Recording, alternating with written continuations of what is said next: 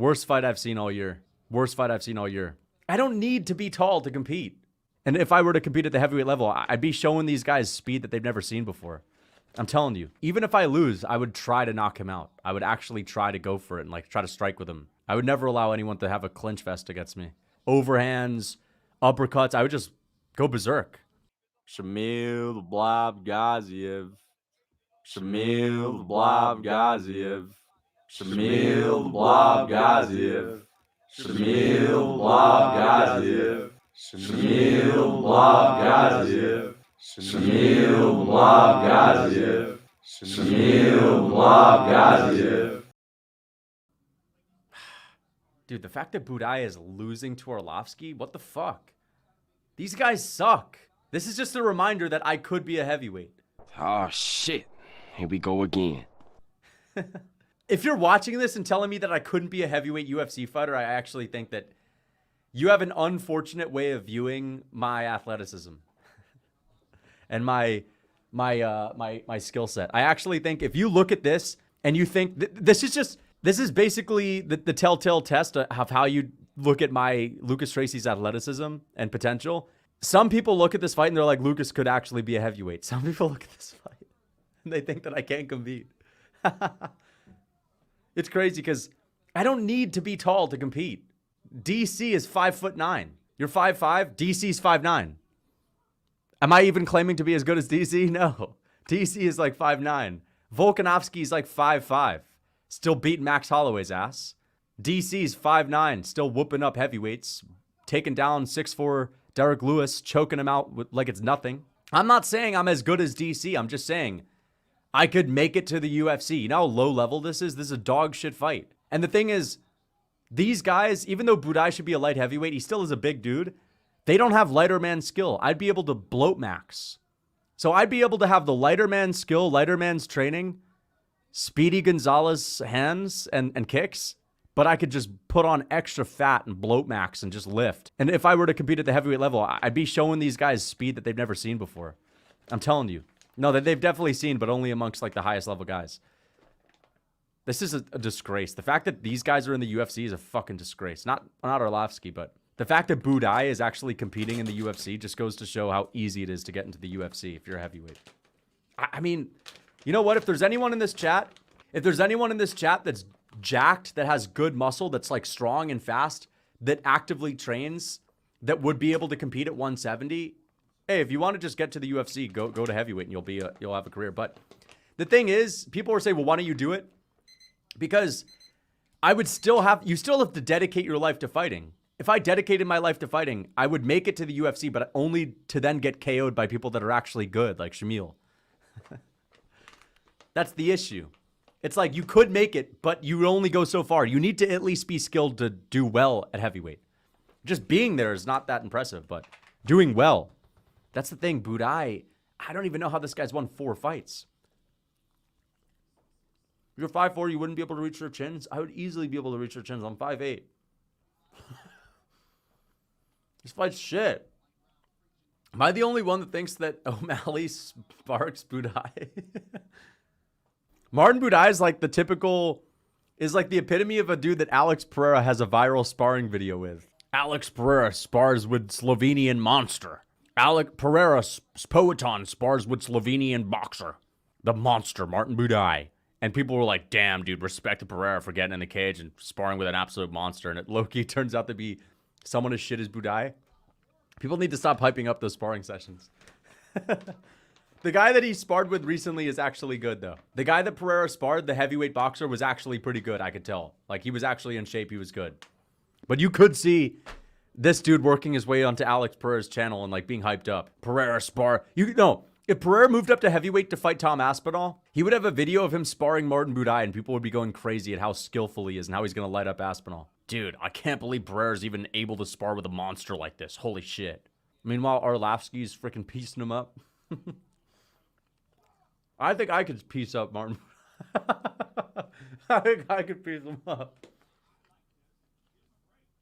Listen, man, this is just a disgrace.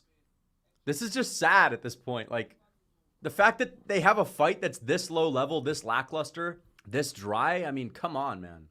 How is this at the highest level of the sport? This is a simulated fight. This is a CPU simulated fight. Stop being so insecure, fellow dwarf maxer. Listen, I am short, but I'm 5'8". I'm not like 5'4", what you guys think 5'5". It's so bad.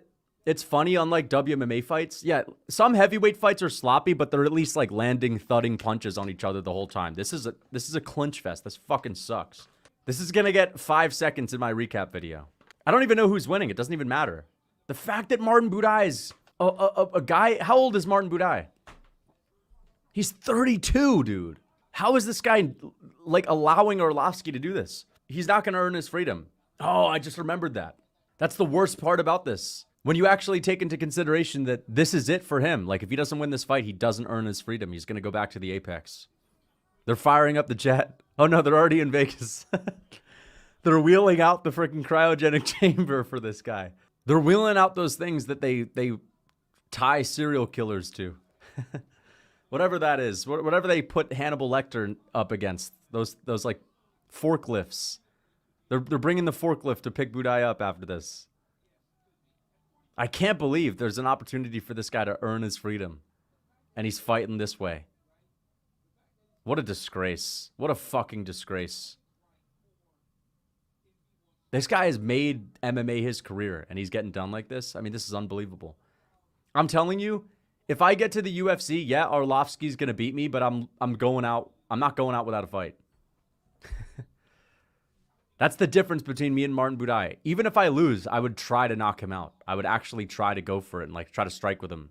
Maybe he takes me down and I'm able to survive. But you know what? I wouldn't even try to survive. If he takes me down, I'd be like, you know what? I'm not going to get up, dude. You know, just get the submission. Let's make this entertaining. I would never allow anyone to do this to me at heavyweight. I would never allow anyone to have a clinch fest against me. It's never just one guy doing it. It's always one guy accepting defeat in these sort of fights. Worst fight I've seen all year. Worst fight I've seen all year.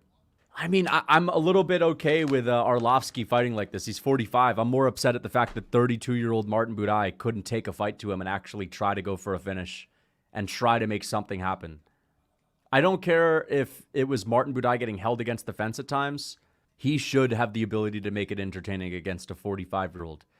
All it takes is a little bit of an ability to take a risk. That's all it takes. You just got to be able to take a risk, and he didn't take a risk. Fights to earn freedom were banned in 1865. Nope, they're still around in the UFC, actually. They're still around in the UFC. You heard about the heavyweight Apex situation. Well, I'm happy that that's over. Dog shit fight. Oh, wait, he won? Oh, shit, I didn't even realize it. This fight had such little aura. This fight had such low aura, such low stakes that I didn't even know who got their hand raised. I wasn't even paying attention. Yeah, that's a robbery. I honestly don't even care. Honestly, who cares? That was such a shit fight. Yeah, I'll count it as a robbery, though. Budai didn't deserve it. Budai didn't deserve it. You can't have a clinch fest like that with Andrei Arlovsky where you actually get outstruck. You don't even deserve the win. A win over Arlovsky in that fashion means nothing. It's a robbery, I agree. I agree with you. It is a robbery. How do you even live with yourself? I mean, how can you allow yourself to have that close of a fight with Andrei Arlovsky, that boring of a fight? You're 32, this guy's 45. He has pillow hands, can't finish a fly, and you're going in the clinch with him voluntarily? You're not even letting your hands go and trying to put him out? That's how I would fight Arlovsky. I would fight Arlovsky by not giving a fuck about whether I'm finished or not. Not giving a shit about whether I get taken down. I would literally just let my hands go and throw overhands, uppercuts. I would just go berserk. That's how you fight Arlovsky. If you want any respect whatsoever, you have to actually try to light him the fuck up and knock him out. And you might fail miserably, but at least you'll get respect. He has pillow hands. Just goes to show that he's an NPC, Martin Budai. He will never have a trilogy with Shamil the Blob Gaziev. I guess that rivalry's dead. But how good is Shamil Gaziev, though? Because Martin Budai did just beat Arlovsky. That is a very good win. What is the reason that heavyweights have a longer career span? Is it because they all suck about the same and rely on waiting for a big punch instead of using skills? Well, some of these guys don't rely on big punches because they have no power. I just think it's because they don't really train hard. They don't run their bodies into the ground like a lot of other fighters. They have chill lifestyles. It's like the people that live the longest aren't really stressed out people. If you look at the populations that have the longest lifespans, they're all living pretty relaxing lives where they're not constantly grinding and they're not, I don't know, they're not even like into sports to where they're training all the time. I know it's very popular these days for people to always be in the gym and always be running and shit. They're just chilling. They're just, it's a low stress life for a heavyweight because you're fat, and you're happy, you don't have to diet, and you don't really need to train because at the end of the day, these guys don't really care about actually being good. They just show up and train. I don't even know what the mindset of a fat heavyweight is, to be honest. I don't really get the mindset of a fat heavyweight. Wouldn't you want to be good? Some of them just like showing up to the gym and feeling like a big tough guy. I think that's what heavyweights are. Heavyweights are like the tough guys at a gym. They're like the guys at the gym that are tough, that they hit hard, but it's like, yeah, they hit hard on the pads, but, you know, when you actually fight them, they're slow as a freaking ox. I think less injuries. They don't run themselves into the ground. They don't cut weight that much. Not a very stressful lifestyle if you're fat, not disciplined, and you kind of realize you're not going to be the best in the world, but you just like showing up to fight, man. Yeah. Oh, yeah. Oh, yeah.